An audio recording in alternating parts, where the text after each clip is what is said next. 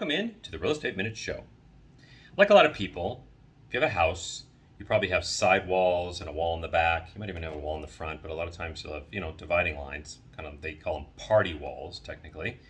And but in some areas you don't have that. So I've mentioned before that we bought a house in North Carolina. In North Carolina, there's no fences or walls. It's like open area, and everyone just kind of understands they own something, and sometimes it gets blurred and the lines get blurred. You may have seen that. You see like old, photos of homes in other areas, and it's just like there's no backyards. It's like everybody's sharing this like huge grass area. But same kind of concept happens in other areas where we're kind of more notorious, like in California, way more notorious to have kind of dividing walls between your parcels. So, but when they built those walls, where are they? Are they on the property line? Are they exactly in the middle between you and your neighbor? Did they do that perfect of a job? Usually not. Usually those walls are off to the left, off to the right. Sometimes they're just along the line. Sometimes they're off a few inches here and there. And there's kind of like encroachments that are happening all over the place that just become part of owning a property. Now this came up because it's come up in a couple transactions before. Not very recently, this is some time ago, where people were very concerned, had the title company out because a wall was like 1.5 inches over their line and it shouldn't be. And I kind of had to calm them down and just say, look, this kind of exists all over the place. This is not an exact science. And if there is an encroachment like that, it's best to notify the other owner next door that there is, but you're okay with it, unless you really want them to move it.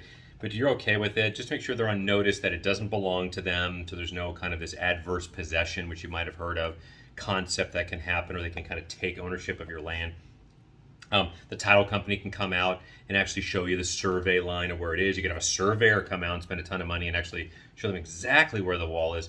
But generally speaking, it's going to be a little give and take, an inch here, an inch there. If it's feet, now we have an issue we got to deal with. But most of the time, it's not. Most of the time, it's pretty damn close, or it's a matter of inches and very, very small. But it does exist.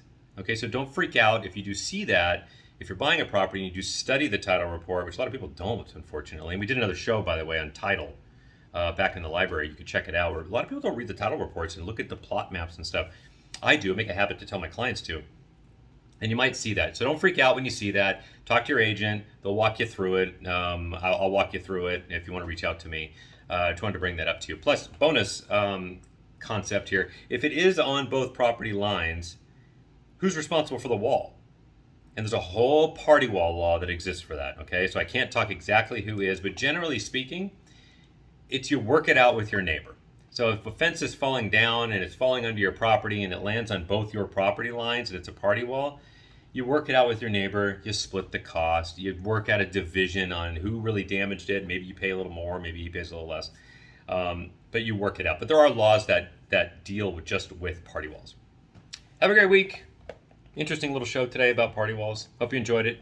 And we will see you next week on the show. Thanks for tuning in.